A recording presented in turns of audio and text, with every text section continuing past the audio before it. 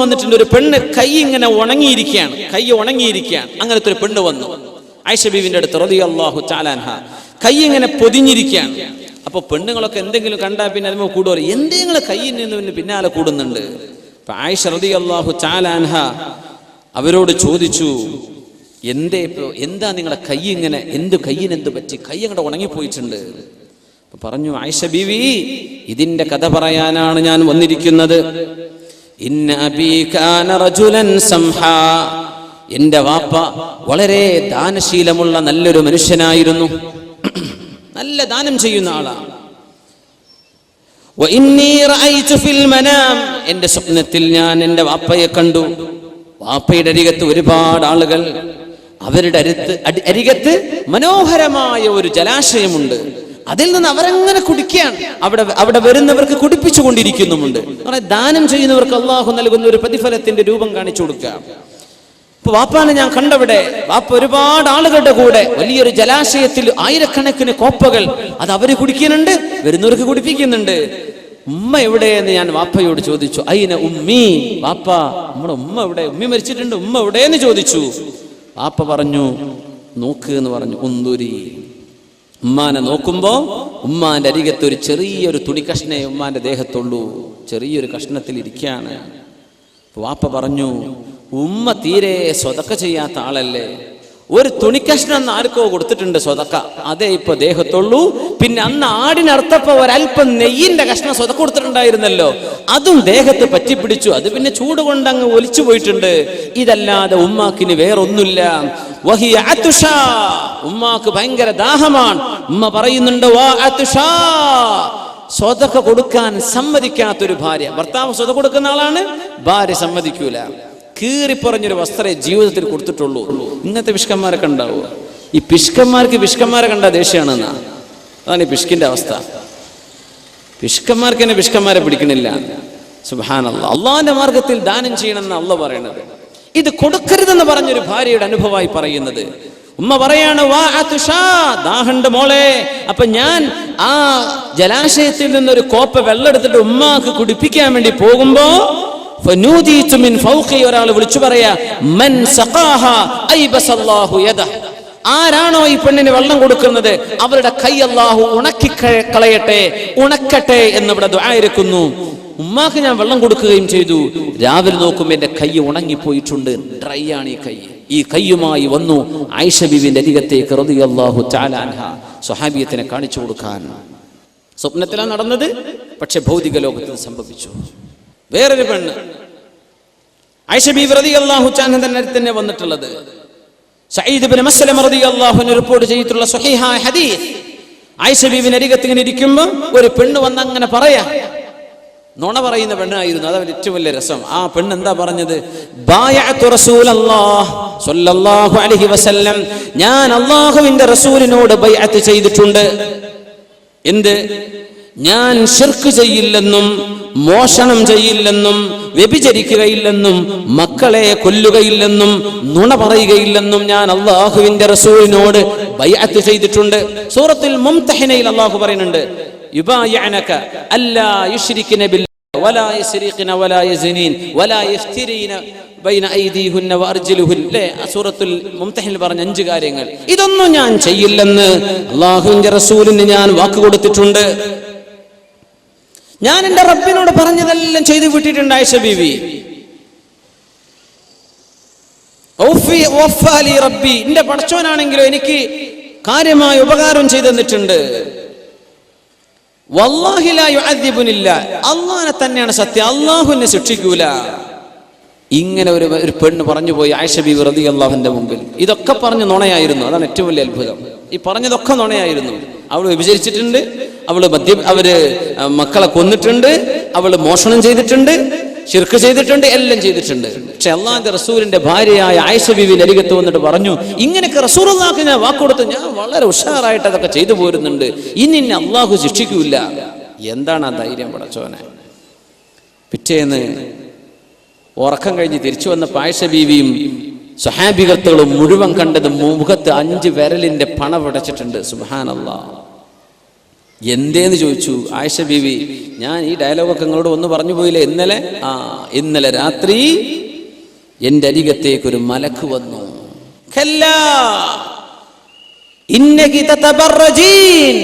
നീ മാന്യമായ വസ്ത്രം ധരിക്കാതെ പുറത്ത് ഇറങ്ങി നടന്നിരുന്നവളല്ലേ? മലക്ക് ചോദിക്കാം. അള്ളാഹു പറഞ്ഞ വേഷം ധരിക്കാതെ നീ ഇറങ്ങി നടന്നവളല്ലയോ? നിന്റെ സൗന്ദര്യം നീ ജനങ്ങൾക്ക് പ്രത്യക്ഷപ്പെടുത്തുന്നവളല്ലേ? നിങ്ങളുടെ നന്മകൾ നിങ്ങൾ തടഞ്ഞു വെക്കുന്നവളല്ലേ? അയൽവാസികളെ ബുദ്ധിമുട്ടാക്കുന്നവളല്ലേ? ഭർത്താവ് പറഞ്ഞത് കേൾക്കാതെ നടക്കുന്നവളല്ലേ പെണ്ണേ നീയേ? എന്നിട്ട് ആ മലക്ക് കയ്യിന്റെ 5 വിരലുകൊണ്ട് എന്റെ മുഖത്തേക്കൊരു പടപടച്ചു. എന്നിട്ട് പറഞ്ഞു, 5 തെറ്റുകളാണ് നീ ചെയ്തത്, 5ന് പകരം 5 കടക്കട്ടെ എന്നോട് പറഞ്ഞു. 6 തെറ്റ് നീ ചെയ്താൽ 7 നീ വിളിച്ചു പറഞ്ഞാൽ 7 അടയാളങ്ങൾ നിന്റെ മുഖത്ത് പതിയുമെന്ന് പറഞ്ഞു. നേരം പുലർന്നു നോക്കുമ്പോൾ ആയിഷ ബീവി ഈ വിരലിന്റെ അടയാളം എന്റെ മുഖത്ത് പതിഞ്ഞിരിക്കുന്നു. നടന്ന സ്വപ്നത്തിലാ. ഇതൊക്കെ സ്വഹാബികൾ ജീവിച്ചിരിക്കുന്ന കാലമാണിത്. റൂഹിൽ ഇടപെടുകയാണ്. മഹാനായ മാലിക് ബിൻ അനസ് റളിയല്ലാഹു അൻഹു സ്വഹീഹ് മുഅത്തയുടെ കിതാബുൽ മുഅത്ത, ഇസ്ലാമിക ലോകത്തെ ആദ്യത്തെ ഹദീസ് ഗ്രന്ഥമാണ് മുഅത്ത. ഇമാം ദാരിൽ ഹിജ്റ, മദീന കണ്ട ലോകം കണ്ട ഏറ്റവും വലിയ ആലിമ മദീന, യംലഉ തിബാഖൽ അർദ് ഇൽമ എന്ന് പറഞ്ഞ മഹാനായ മാലിക് ബിൻ അനസ് റളിയല്ലാഹു അൻഹു പറഞ്ഞു കൊടുക്കുന്ന ഒരു സംഭവം. ബഹുമാനപ്പെട്ടവർ പറയാണ്, യഅഖൂബ് ബിൻ അബ്ദുല്ലാഹി ബിൻ അശ്അജ് റളിയല്ലാഹു അൻഹു ഈ ഉമ്മത്ത് കണ്ട ഏറ്റവും പ്രഗൽഭനായ ഖൈറായ ഒരു മനുഷ്യനാണ് യഅഖൂബ് ബിൻ അബ്ദുല്ലാഹ് ഇബ്നുൽ അശ്അജ് റഹിമഹുല്ലാഹ്. ബഹുമാനപ്പെട്ടവർ യുദ്ധത്തിൽ പോയി ഷഹീദായ ആളാണ്. യുദ്ധം നടക്കുന്നതിന്റെ തലേന്ന് ഉറങ്ങിക്കിടന്ന മഹാൻ അവര് തന്റെ കൂട്ടുകാരോട്, അവരെന്ന് കപ്പലിലായിരുന്നു, കപ്പലില്ല യാത്ര ചെയ്തു പോകണം. സുബ്ഹാനല്ലാഹ്, അവിടെ കരയിലെത്തിയിട്ട് അവിടെ യുദ്ധം നടക്കാൻ പോകുന്നുണ്ട്. കപ്പലിൽ അവർക്ക് വെള്ളമേ ഉള്ളൂ, പാലൊന്നും കുടിക്കാനില്ല. അങ്ങനത്തെ ഒരു സന്ദർഭം. കപ്പലിൽ കടന്നവർ വിശ്രമിക്കുന്നുണ്ട്, ഉറങ്ങുന്നുണ്ട്. ഉറക്കത്ത് നിന്ന് എഴുന്നേറ്റ മഹാനായ യഅഖൂബ് ബിൻ അബ്ദുല്ലാഹി ഇബ്നുൽ അശ്അജ് റളിയല്ലാഹു അൻഹു പറയാണ്, ഒരു ദിവസം തന്റെ കൂട്ടുകാരോട് അവർ പറഞ്ഞു കൊടുത്തു, ഇന്നലെ ഞാൻ ഒരു അത്ഭുതം കണ്ടു. കഅന്നി ഉദ്ഖിൽതുൽ ജന്ന, എന്നെ അല്ലാഹു സ്വർഗ്ഗത്തിലേക്ക് പ്രവേശിപ്പിച്ച പോലെ.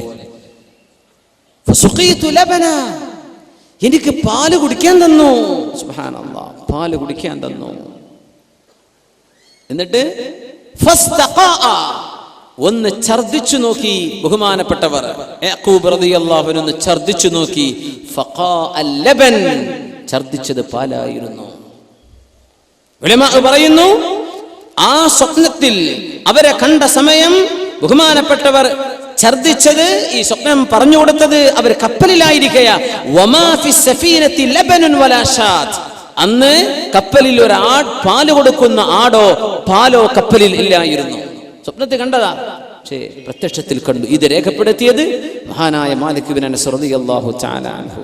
തഅ്സീറുർ റൂഹ് ബിർറൂഹ്, മഹാനായ നാഫിഅ റളിയല്ലാഹു അൻഹു അൽ ഖാരി, പ്രസിദ്ധനായ നാഫിഅ എന്നവർ, ആസിം എന്നവരുണ്ട് നമ്മുടെ ഖാരിയങ്ങൾ, ഖുറാഉസ് സബഈൽ.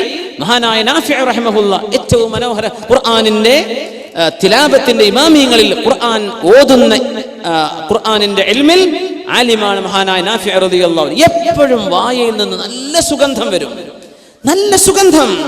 ആളുകൾ ചോദിച്ചു, നിങ്ങൾ എപ്പോഴും ഇങ്ങനെ ഇരിക്കുമ്പോ സുഗന്ധം പൂശിയിട്ടാണോ ഖുർആൻ ഓതാൻ വരാറുള്ളത്?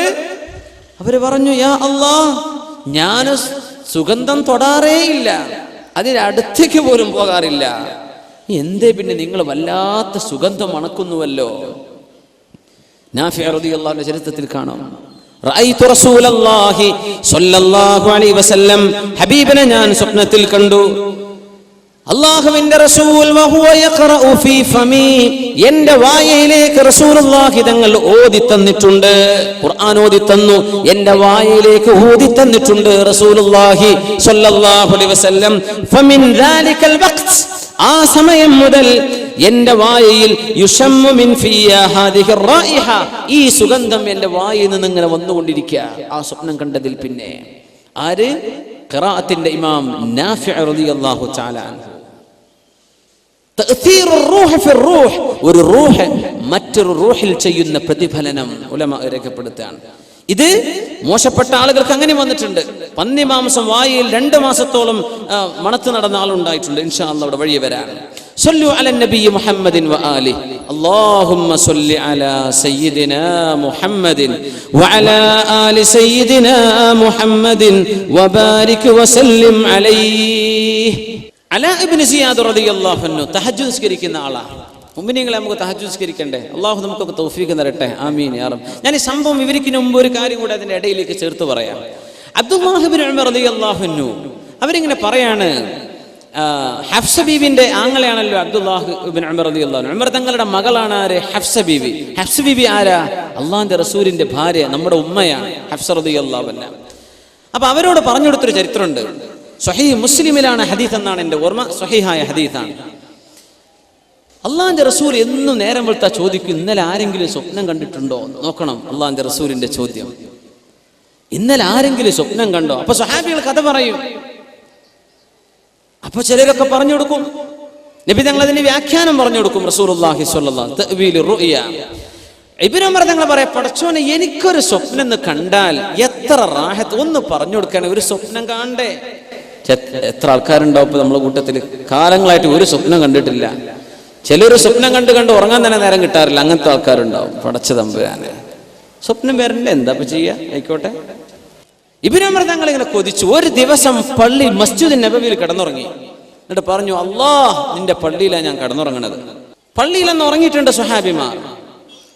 അബ്ദുല്ലാഹി ഇബ്നു ഉമർ റളിയല്ലാഹു അൻഹു പള്ളി കിടന്നിട്ട് പറഞ്ഞു, യാ അല്ലാഹ്, ഇന്നിൽ എന്തെങ്കിലും ഒരു ഖൈർ എൻ്റെ ഉള്ളിലുണ്ട് എന്ന് നിനക്കറിയുമെങ്കിൽ ഇന്നൊരു സ്വപ്നം കാണിച്ചു തരണം പടച്ചോനെ. അള്ളാഹിന്റെ റസൂൽ സ്വപ്നം കണ്ടോ എന്ന് ചോദിക്കുമ്പോൾ എനിക്കൊന്ന് പറഞ്ഞു കൊടുക്കാൻ ഒരു സ്വപ്നം ഒന്ന് കാണിച്ചു തരുമോ അല്ലാഹ്? ആര് ചോദിച്ചു? അബ്ദുല്ലാഹി ഇബ്നു ഉമർ റളിയല്ലാഹു അൻഹു. അന്നൊരു സ്വപ്നം കണ്ടു. എന്താ കണ്ടെന്നറിയോ? മരിച്ചുപോയി. 2 മലക്കുകൾ വന്ന് പിടിച്ചുകൊണ്ടുപോവാ. 2 മലക്കുകൾ എന്നെ പിടിച്ചുകൊണ്ടുപോയിട്ട് നരകം ഇങ്ങനെ കാണിച്ചു. നരകം ഇങ്ങനെ മൂടി വെച്ചിരിക്കുകയാണ്. അവിടെ എനിക്ക് പരിചയമില്ല കുറെ ആൾക്കാർ അതിന്റെ ഉള്ളിൽ കിടക്കുന്നുണ്ട്. ഞാൻ അങ്ങോട്ട് പേടിച്ചു. അപ്പൊ വേറൊരു മലക്ക് വന്നു, എന്നോട് പറഞ്ഞു, നിങ്ങൾ പേടിക്കണ്ട എന്ന് പറഞ്ഞു എന്നോട്. അങ്ങനെ ഞാൻ ഞെട്ടി ഉണർന്നു. ഇത് കണ്ടപ്പോ പിറ്റേന്ന് നേരം പുലർന്നപ്പോ ഓടിച്ചെന്നു ഹഫ്സ പെങ്ങളോട് പറഞ്ഞു, നിങ്ങളെ അള്ളാഹിന്റെ റസൂലിനോട് പറഞ്ഞു കൊടുക്കണം, ഞാനൊരു സ്വപ്നം കണ്ടിട്ടുണ്ട്, ഇന്നതാ സ്വപ്നം. പെങ്ങളോട് പറഞ്ഞു കൊടുത്തു. പെങ്ങൾ അള്ളാഹിന്റെ റസൂലിനോട് പറയുമല്ലോ എന്ന് വിചാരിച്ച് ഹഫ്സ ബീവി റളിയല്ലാഹു അൻഹ പറഞ്ഞു കൊടുത്തു, നബിയെ ആങ്ങളെ ഇങ്ങനെ ഒരു സ്വപ്നം കണ്ടോലോ. നബി തങ്ങൾ പറഞ്ഞു, നിഅ്മർ റജുൽ, നല്ല മനുഷ്യനാ അബ്ദുല്ലാഹി ഇബ്നു ഉമർ എന്നവർ, നല്ല ചെറുപ്പക്കാരനാ. ലൗ കാന യുസല്ലി ബില്ലൈൽ, 2 റക്അത്ത് തഹജ്ജുദെങ്കിലും രാത്രി നിസ്കരിക്കുകയാണെങ്കിൽ ആള് ബെസ്റ്റായി പോയി. സ്വപ്നൊക്കെ എന്താ പറഞ്ഞ് നരകം കാണിച്ചു കൊടുത്തിട്ട് നിങ്ങൾ ഇങ്ങോട്ട് എത്തില്ലട്ടോ എന്നാ. നരകം പോലും കാണാതെ സ്വർഗത്തേക്ക് പോകണം, അതിന് 2 റക്അത്ത് തഹജ്ജുദെങ്കിലും നിസ്കരിക്കാൻ പറയണം. അബ്ദുല്ലാഹി ഇബ്നു ഉമർ തങ്ങൾ, അതിന്റെ ശേഷം ഞാൻ 2 റക്അത്തെങ്കിലും സുബ്ഹിന്റെ മുമ്പ് ഉറക്കത്തെഴുന്നേറ്റ് നിസ്കരിക്കാതെ എൻ്റെ ജീവിതത്തിൽ ഒരു ദിവസം കടന്നു പോയിട്ടില്ല. അല്ലാഹ്, നമ്മൾ റമളാനിൽ മാത്രമേ ചെയ്യുള്ളൂ അല്ലേ? റമളാൻ വരുമ്പോൾ തഹജ്ജുദും ഖിയാമൊക്കെ ഉഷാറ. റമളാന്റെ അപ്പുറത്തേക്കും വേണം. അള്ളാഹു നമ്മളെയൊക്കെ സഹായിക്കുമാറാകട്ടെ.